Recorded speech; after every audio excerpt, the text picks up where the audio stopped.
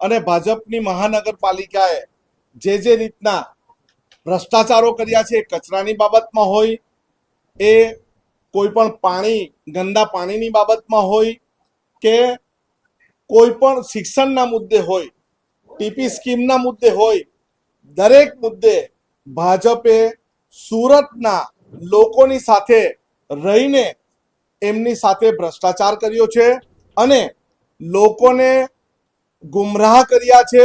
એ કચરાના મુદ્દે હોય, પાણીના મુદ્દે હોય કે શિક્ષણના મુદ્દે, કોઈ પણ મુદ્દે હોય। અને આજે અમે એ ચાર્જશીટ, ભાજપના પાપની ચાર્જશીટ આજે અમે તૈયાર કરી છે અને અમે આવનારી ચૂંટણી આ ભાજપની ચાર્જશીટ મુદ્દે કરીશું અને અહીંના લોકોનો ભરોસો અમે આ મુદ્દે જીતવાના છે। આવનારા સમયમાં મહાનગરપાલિકાની જે ચૂંટણી આવે એમાં અમે ફૂલ જુસ્સા અને જોશથી લોકો અને પ્રજા સમક્ષ જઈશું। કયો વિકાસ? માત્ર રોડ રસ્તા બનાવવાનો હોય કે નદી પર તમારે રિવરફ્રન્ટ બનાવવાનો, એને વિકાસ કહેવાતો નથી।